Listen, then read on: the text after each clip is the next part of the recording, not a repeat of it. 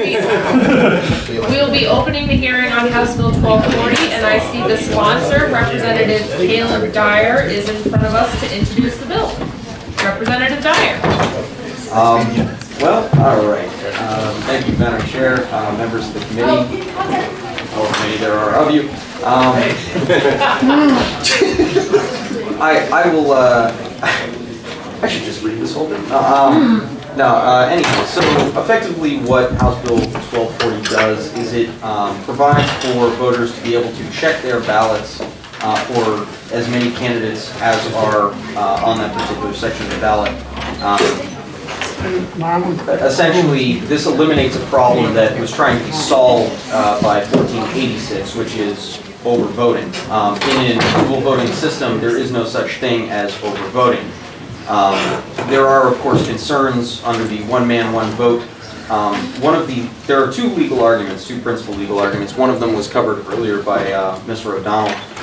The other legal argument to make this comply essentially with one man, one vote is that in approval voting it is a binary system. Your vote is your approval. Your vote is not checking for the candidate.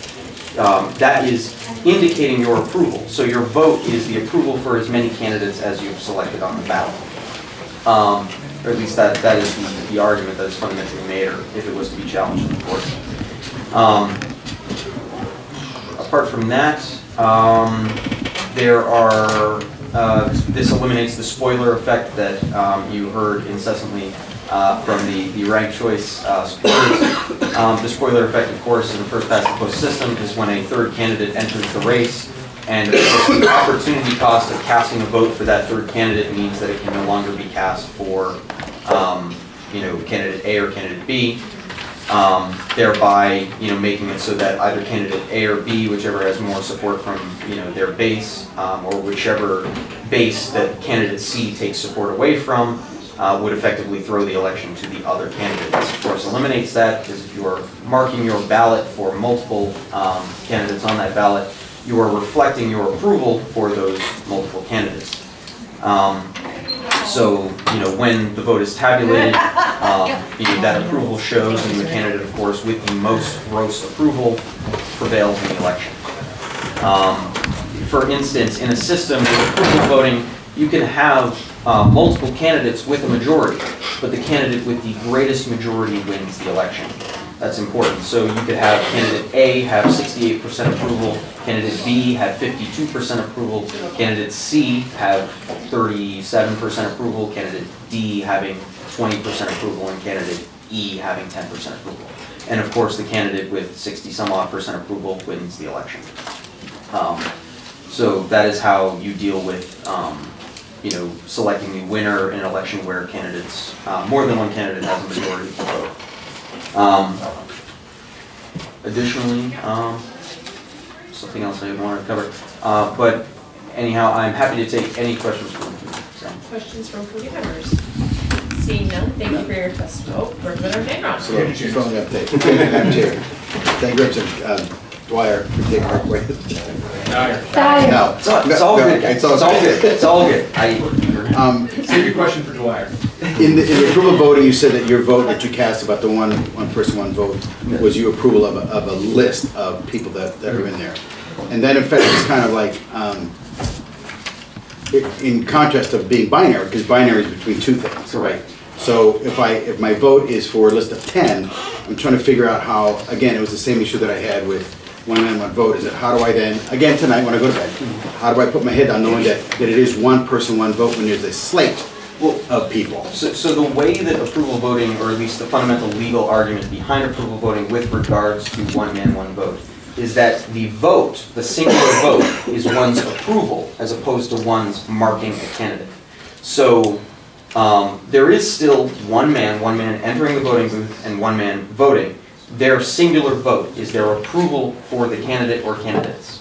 Not that they are voting for more than one candidate, they are voting to approve of however many candidates are on that that ballot. Okay. So it's a difference between how one defines the Which singular your vote. definition of it is. Yes. Right.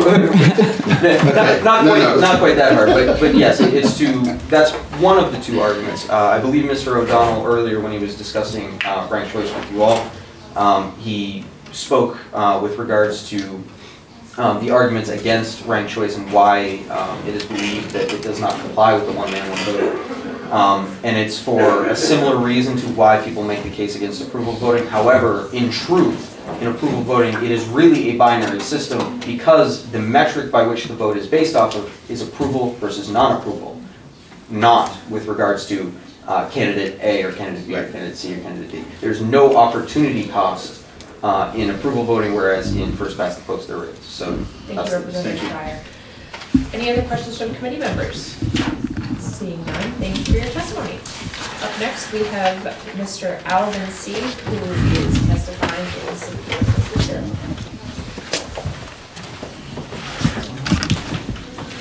Thank you, Madam Chairman, members of the committee. My name's Alvin C. I live in Loudoun, New Hampshire. And a couple things. One of the things that I was mentioned on the previous bill and also applies to this bill.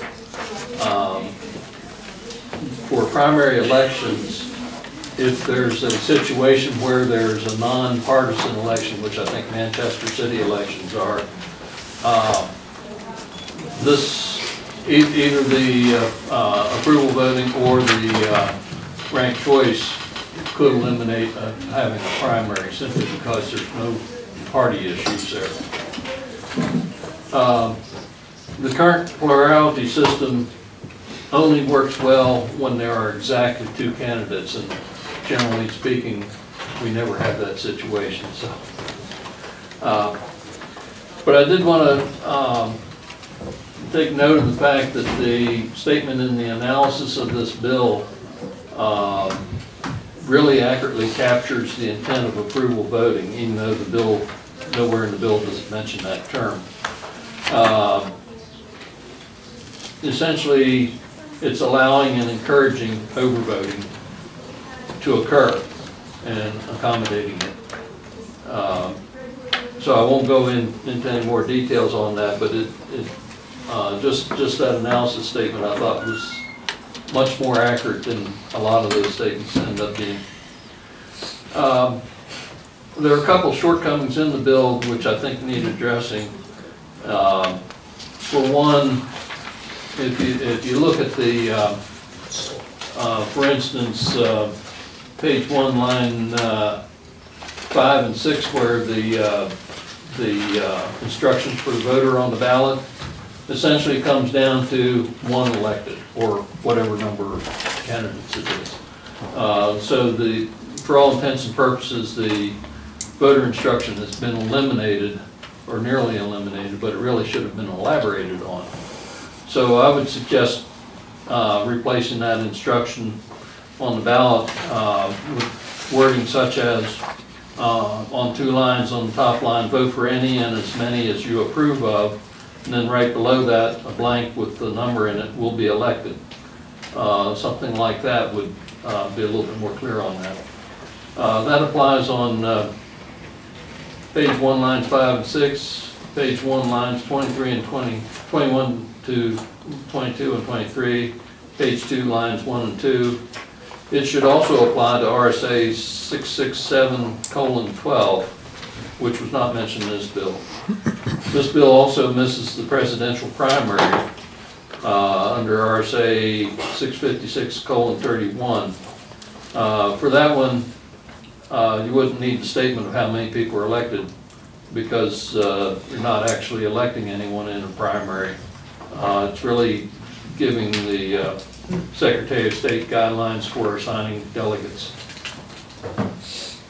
And it might also be beneficial to provide some definitions to be included in RSA 652 to explain what it is, since this is a different enough system where people have not been voting like this for all their lives, so additional information would be useful. And that's all I have, so. If there's any questions? Thank you, Mr. C. Questions from committee members? Seeing none, thank you for your testimony. Next, we have Mr. Darryl Perry from Lobbyist LLC who has written testimony. Which has already been distributed. It's 2 pages. The first page says 8 ways approval voting prevails, and the second page is a shrunken down postcard style thing where I was able to get both sides on one side. I also sent an email with a link to an article from the Center for Election Sciences that has a lot of information where they actually did some testing and some polling research. A year and a half ago, was towards the tail end of 2016, where they gave people the option on multiple ballots to use plurality voting of vote for one. And they also gave people the option for approval voting. And what they found was that 81% of the people, when given the option to vote for as many candidates as you wish, 81% in a 4-way race voted for a single candidate. So we're not talking about something to where all of a sudden, 99% of the ballots are going to have marks for every candidate. In fact, they found it was less than 1% that marked a ballot for all 4 candidates. And I forget the percentages for 2 candidates and 3. But again, the easiest way to think of this is it eliminates that overvote problem, to where if somebody does wind up either accidentally or intentionally marking for 2 candidates in a single member race, that vote gets counted for both of those candidates. It's not considered an overvote ballot that then gets discarded. It's also among the voting reforms, and again, there are many. It's the easiest to implement using the current systems that we have, to where you just turn off that mark overvote, and then the systems will count all of the votes with the circle or the oval mark next to it. For the hand count ballot towns, you would then just mark, Donald Duck and Goofy both got a vote. Nobody voted for Mickey Mouse on this ballot. So again, very easy to implement, very easy to understand. And on the handout, 8 ways approval voting prevails, they do have something that could be considered kind of a sample ballot where they have slightly different instructions. And the previous speaker did mention needing the different instructions. The wording here is vote for 1 or more candidates. The candidate with the most votes wins. So the instructions on our ballots could say vote for as many as you like, and then the number to be elected. And to attempt to answer the question of the 1 man, 1 vote, that argument could also be made, and in some cases has been successfully made, to oppose the concept of multi-member districts, to where, well, you're voting for 2 people and somebody else is only voting for 1, or somebody else is voting for 3, so you have more state representatives than somebody else, so that violates the 1 man, 1 vote, when again, as Representative Dyer said, your vote is the entirety of the ballot, and you're voting whether or not you approve or you don't approve of specific candidates. And if we look back at the 2016 presidential election, to where there's the public opinion polls of what do you think of candidate X? Do you approve or disapprove? There were certain candidates that wound up not having high approval ratings that wound up winning primaries, whereas people that had much higher approval ratings did not win the primaries. And with that, I will answer any questions. Thank you, Mr. Perry. Questions from committee members? Seeing none, thank you for your testimony. We have 2 more speakers here who are both listed as 3 minutes.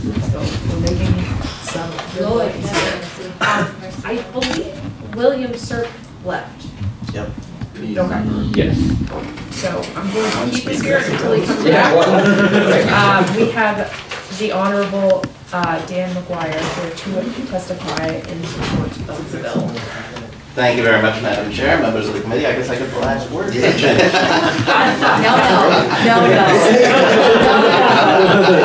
We won't tell Carol. Okay. So I like this. I think this is a fantastic bill, and it's not just because I was the original prime sponsor of this bill in 2011. But I think it does something notice how short the bill is, how simple it is, but it actually does something very fundamental. Let's step back and think about what is voting about. You know, why are we voting, and what is it for? And it's a way for the people of New Hampshire to choose their elected officials, right? To make a group decision about their elected officials. And the way we do it now is it's not the way any other group would normally make a group decision, right? What we say to people is we ask them one question. We say, of all the names on this ballot, who is your favorite, okay? And then we add those all up, and whoever happens to get the most, even if it's not a majority, that's the one who wins, okay? But in reality, well, with this bill, we're able to ask people a different, not just one question for this particular election, but we're able to ask them a question for every candidate on the ballot individually, right? We say to them, answer the question for candidate A. Would you be okay with that candidate in this office, right? Is that candidate acceptable to you in this office? Or do you approve of that candidate for this office? Answer that question, tell me about A. Now we say, move on to B. How would B be in this office, good or bad? How would C be in this office, good or bad? And so on. So we get a lot more information from the voters, right? It's not that the voter says, well, E is my favorite, you know, and we have no idea what they think of A and B and C and D, right? With approval voting, you get to ask the question, are you okay with A? Are you okay with B? Are you okay with C? Like that. There's a lot more information there. And by combining all this more information, you'll get better results. And it's more like the way a group decision would normally be done, right? Because, and let me give you an example. So first of all, if you've never been to a recount, I highly recommend you go, especially as a member of this committee, because you learn things about human nature just looking at those pieces of paper that is somewhat surprising. I was at a recount early on, before I was representative, for Representative Hellwig's district, and I think at the time there may have been 13 reps in that district. I don't know, it was some huge district. And we came across a ballot for that district where, you know, there were 13 Republicans listed and 13 Democrats listed. So it said vote for up to 13, right? Well, this person was clearly a Democrat. Every Democrat on the whole ballot in all the races was marked. But on state rep, one Republican was also marked. Okay. Okay, so everybody who looked at this ballot understood what this voter was thinking, right? This voter is a Democrat. They wanted Democrats to win, right? But they also wanted, like this particular Republican, whoever it was. Maybe it was their neighbor, their friend, they came to the door, who knows, whatever it was, right? My wife didn't vote for me. No, she didn't. But you see what I mean? So everybody looking at the ballot understood what this voter was thinking, right? But what happened to that ballot? Well, it got thrown out in the state rep race. None of those votes counted, right? Even though that's a perfectly natural human thing to think, right? I mean, you may have a preference that says, I like everybody but Dan McGuire, right? You know, anybody but that, you know? Or I like these two and not those two, or something, right? I mean, you can have multiple opinions, but somehow we say, well, you can only vote, give me one name, right? And so this bill is a way of getting more information out of the voters and therefore getting a better decision. And I want you to think about situations where you're making a group decision and think about, do you do it this way? And I would say you don't. You know, for example, let's say you're in a group of 5 people and you're at the multiplex and you want to see a movie, right? And you don't say to people, what's your favorite choice? And 2 of them say Smurfs, and 1 says Star Wars, and 1 says Batman, and 1 says James Bond. Okay, so we go to Smurfs, right? You don't do it that way, right? You say, one says, you know, well, I like Smurfs the best, but I don't want to go to Batman, please. You know, and then somebody else will say, you know, whatever. You make an opinion on every movie, and you come up with a compromise choice that everybody or the majority is okay with.